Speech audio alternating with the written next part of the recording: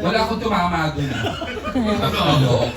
Dagdag lang dun sa Kasi Jonel pala eh. Chad earlier. How comfortable are you doing yung mga masasamang bagay? Sobra naman, artista ka, dapat open ka to things, hindi lang yung mga good things. Ako Does kaya it feel nag-enjoy. liberating in a way na... Definitely. When I did Malyari, sabi ng director ko, make sure kuya, after this magpagpag ka.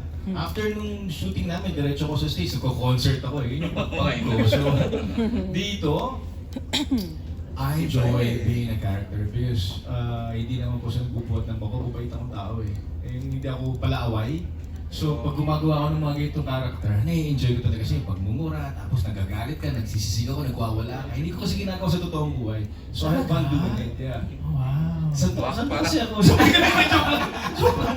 Joke lang po. Hindi, kasi hindi talaga ako yung nature ko ba, hindi ako palaway. Sabi ko, pag nagalit ako talaga, pipigilin ko yung sarili ko kasi alam ko yung kaya kong gawin, di ba? So I'd rather not. So pag gumagawa ko ng mga istorya, character na ganito kasama, wow, let's go!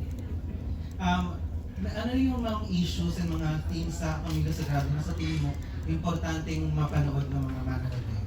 Lahat. From the hazing. This is a great concept to begin with. Watching hazing, we've always wanted to do this, and now we have it. And lahat ng complexities na pagdadaanan, hindi lang ng politika at pamilya at ng society, itataran ng Pamilya Sagrado. Thank you. Thank you, Nas. Aren't you worried na baka may matamaan? Ganun talaga ang storytelling. Kung malatamaan ka, guilty ka. While this is fictional, It is fiction, that's the end of the day. At the end of the day, kung sa tingin mong pinatatamaan ka, I'm sorry, but this is pure fiction. there you go. Okay. Before, may second part tayo, di ba? Pero may isa pang solo question for Papa P. Sige sa ng news, gusto magtanong? Ana Cerezo. Oo. Ang samahan sa Pretty. news. I know. Hi. Hi, since, by the way, congratulations. Thank you. How would you address lang din, since issue talaga yung hazing, fraternities, how would this also be addressed dito sa storytelling? It's being brought to light. I mean, what really happens. I mean, of course, as fiction as it may seem, there are also truths to what happened during the hazing. And, as a storyteller, that's what we want to show for people to see and be aware of what really happens during fraternity hazing. Thank you. Thank you. So much. Ang sweet ng Ana, isang question. I know! Tsaka isang gano'n ka lang. Oo. Baka pa sa mapunta eh. Our gentlemen here, friends here, may questions kayo. Thank you, Aya. Si Partner, we have a question from Ken Quinto? Ken Quinto. Wow! Pamilya Pamilya King. Pamilya King. Nanakapan ako si Papa Peter. At first time mo nagtanong. Kaya nga. Ever! Papa Peter, dalawa lang yung questions ko. Yung una, sa set ba, kay Gray and kay Kyle, ano ka doon? More on ano ka ba? Kaibigan, father, or kuya? Cute. Si Kyle, katropa ko talaga. Nagwo-workout kami everyday. Tumatakbo kami. Kasabay ko sa set. So siya talaga yung naging, because we did The Ride last year. Isa kaming pelikula ginawa a year ago. Sobrang kami naging close because since after that, sabay na kami nag-workout pati sa Baguio. Sabay kami ng program. Si Gray, the thing about Gray, ang sarap, ang hirap niya masagin at first because he was very timid and of course trying to find his way dun sa istorya. But once he started warming up, iba rin yung binigay ng bata. Ako kasi siya sa akin eh, and I played up for that at first. So as much as we tried to reach out to each other, we had to make sure that we are living within the boundaries of our characters para mas makatulong. Mas close to doing method, pero hindi naman kami masama sa isa't isa. It's just that he played it in an intimidated way para makatulong sa kanya. And then after that cycle, wala, tropa ko na rin. Ganun. Tapos second question ko, Papa P. Kasi yung mga katrabaho mo dito, talagang mga batikang artista, and ikaw isa ka rin dun sa mga yon. Meron ka pa bang na-learn sa kanila, natututunan? Iski naman sa mga bata eh. Yung nga, di ba, if you're a student, if you're a lifetime student of acting, kahit sino kahit sino mo, matututunan ka. Kahit magaling at hindi magaling. Because pag may binigay na natural yun, mas makakapulutan mo ng lesson yun. Or ang sarap kasi when you're drawing from your emotion, na alam mo yung respeto ng isang tao sa craft niya, brings out the best in him. So doon, mga ganun yung tinitingnan ko and I learned from that. I tried to do that myself as well. Thank you. Thanks, Ken. Before the question, Kuya Sani, magtatanong ka. Ayun! Kuya Sani! Charot. Kasi kala ko parang gusto niyo magtanong. Parang tumataas yung ano kasi. Oo, Tatay ka kay Sani. Tatay lang. Teka lang ha, baka gusto nga naman talaga niya. Pero Kuya AJ, alam mo, Yes, parang AJ. again, sorry pero habang pinapakinggan ko na si Pio, nagka-flashback sa akin yung mga times na, you know, we were just promoting Noah. Oh my God, no. Umta. Past projects, PJ, starting over again. You know, here in this same venue, parang medyo nag-ano lang sa mind ko na parang Lahat dito nangyari yan. lahat ng mga And then I milestones. just want to remember starting over again when we had a victory party here. I cried. Kasi doon ka na nga nagpapaalam. Someone song ko talaga yung start. Oh yeah! Natandaan mo yung Yes. Such a full circle. That was 20 years ago, 2004. Milestone moment yun. 2004. Nag-flashback sa mind ko lahat ng nangyayari dito sa 14th floor. Ako nakalimutan ko na sa dahil. Ako rin eh. Ang dami. No, it was really a different kind of energy I had at that time. I was tired.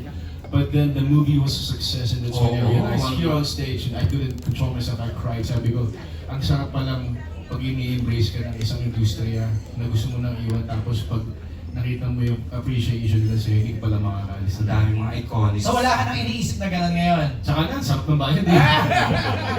Saka you're getting your flowers now. Saan? Hindi Saan talaga?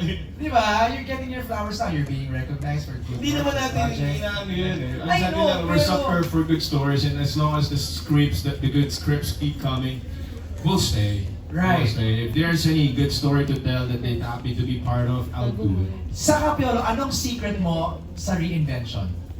Making sure na hindi mo ginawa yung ginawa mo na dati and you trust your artistry, you trust Papapi, ito your talaga first. Hindi mo ito nagawa even before itong sagrado. Oo, di ba? Tapos sinabas ko na yung puting buho ko eh. It is what it is, man. So I'm